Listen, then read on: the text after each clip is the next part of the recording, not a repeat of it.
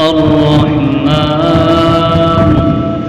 अल्लमल कुरआन खलक़ल इंसान अल्लमहुल बयान।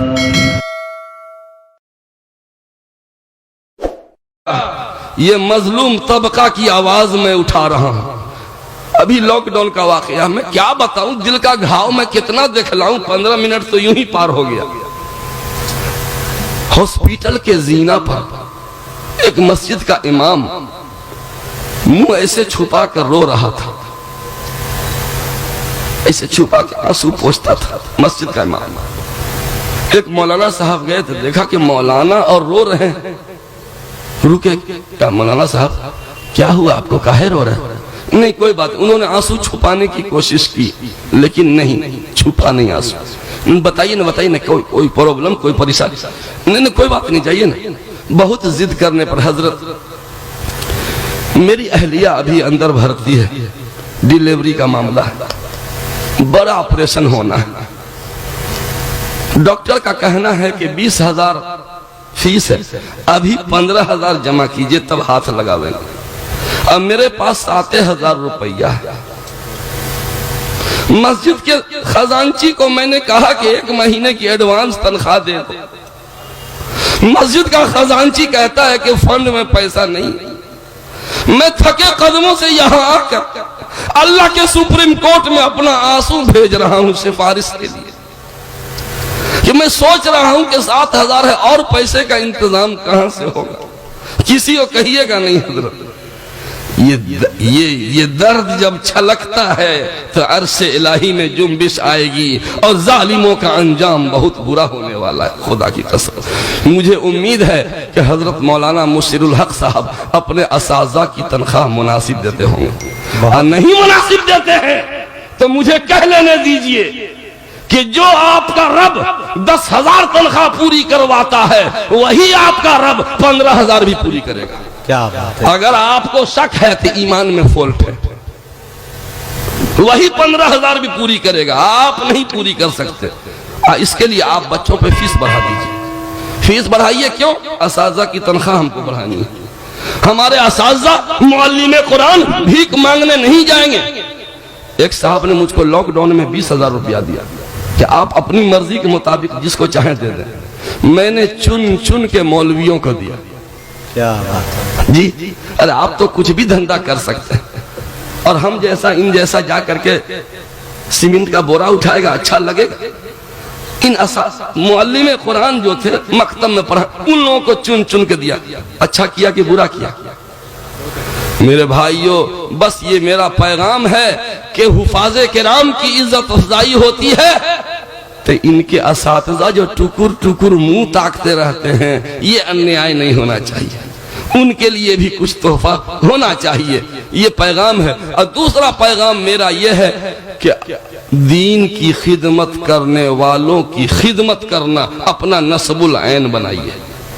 मैं जानता हूं इस मदरसे के पढ़े हुए तलबा बाहर मुल्कों में भी है ना। मैं उन लोगों को कहना चाहता हूं जो इस मदरसा से फारिग हैं और उन लोगों को कहना चाहता हूं जो फारिगीन के वालिदैन हैं, आपको अल्लाह ने खुशहाल बनाया, दुबई से खूब पैसे आ रहे हैं।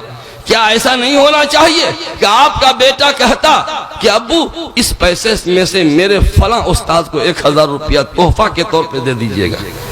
मेरी तो ख्वाहिश है कि अल्लाह ताला मुझको खूब मालदार बना दे, बहुत मालदार। काहे के लिए? ताकि अंबानी के साथ शेयर करें ना।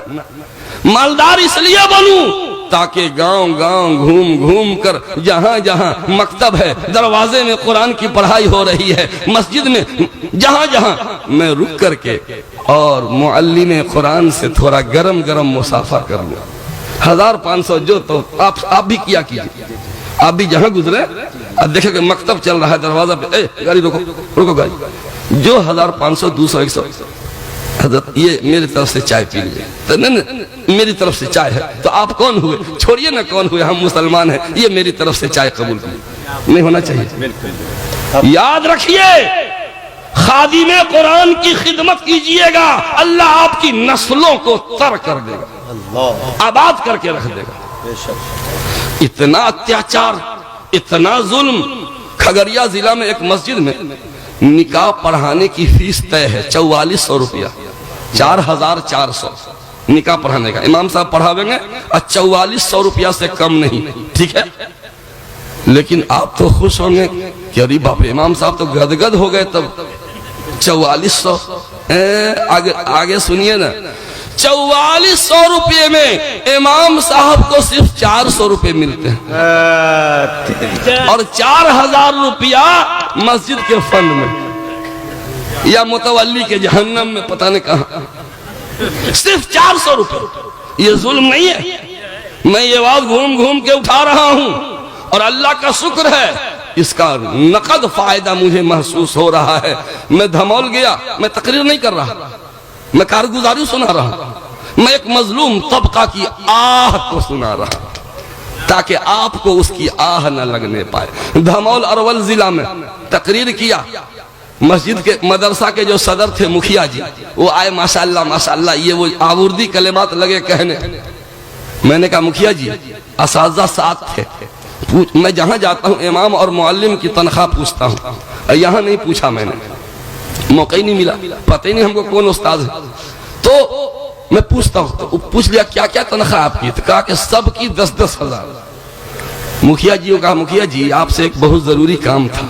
अरे कहिए ना, आपकी सेवा के लिए तो हम तैयार हर वक्त। हमको महीना 14,000 रुपया चाहिए इसी मदरसे के लिए। 14,000 का फंड बजट बढ़ेगा। मैं आज नहीं, अभी अभी अभी इसी मजलिस में इस मदरसा के 7 असातिज़ा की 2-2 हजार तनख्वाह बढ़ाना चाहता हूं। मैं इस मदरसे का न सदर न सेक्रेटरी न रुकन कुछ भी नहीं, उसके बावजूद मेरी एक जिद है बच्चों जैसी। मान लीजिए मेरी जिद को, मैं 2-2 हजार तनख्वाह बढ़वाना चाहता हूं। आपसे 14,000 रुपया का फंड पूरा होगा? नहीं होगा तो बता दीजिए, मैं इंतजाम करूं। नहीं नहीं हजरत बस हो गया, आपने कह दिया ना बस। वो मौलाना अभी मुलाकात हुई 3 तारीख को जहानाबाद में, सदर मुदर्रिस। मैंने कहा क्या हुआ जी, तनख्वाह बढ़ी? हजरत उसी महीने से बढ़ गई। अंदर से मेरे दिल में खुशी हुई, परवरदिगार अगर मेरे कहने की वजह से आपकी दीन के खादिम का भला हुआ है, या अल्लाह इस अमल के तुफैल मेरी बख्शिश कर देना और मेरे वालिदैन की भी बख्शिश कर देना। इसलिए आप हजरात जिंदगी का एजेंडा बनाइए कि अपने आइमा की तनख्वाह बढ़वाना है। अभी समस्तीपुर में इमाम साहब से पूछा क्या तनख्वाह था, 7,000। मस्जिद के सेक्रेटरी का ऑपरेशन कर दिया, वो भी बड़ा ऑपरेशन कर दिया।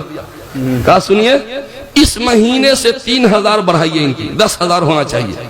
इमाम साहब मेरा नंबर नोट कीजिए, अगर इन्होंने इसी महीने से 10,000 तनख्वाह नहीं की, आप हमको फोन कीजिएगा, मैं बुला लूंगा आप, मैं कहीं और रखवा दूंगा, मेरे पास भी जगह आती रहती है। मालूम हुआ कि तनख्वाह बढ़ गई उनकी, 7 से 10 हो गई। करीब बाप 3,000 का इजाफा तो 6 साल में होता, साल में 500 बढ़ता था। ये के झटका में 3,000। मैं समझता हूं कि मेरी जिंदगी की अजीम नेकियां हैं, अपनी नेकियों का चर्चा करना नहीं चाहिए, लेकिन मैं क्या करूं, तरगीब के लिए मैं तज़किरा कर दे रहा हूं कि आप लोगों के दिल में भी तरफ हो, चुभन हो, खालिश हो, दर्द हो, ऐसा दर्द जो आपके नींद को उड़ा ले जाए। अब मैं हुफाज़े किराम को दिल की अथाह गहराइयों के साथ मुबारकबाद पेश करता हूँ, इनके वालिदैन को मुबारकबाद पेश करता हूँ। इन हुफाज़े किराम की अहमियत और कद्र आप क्या जाने।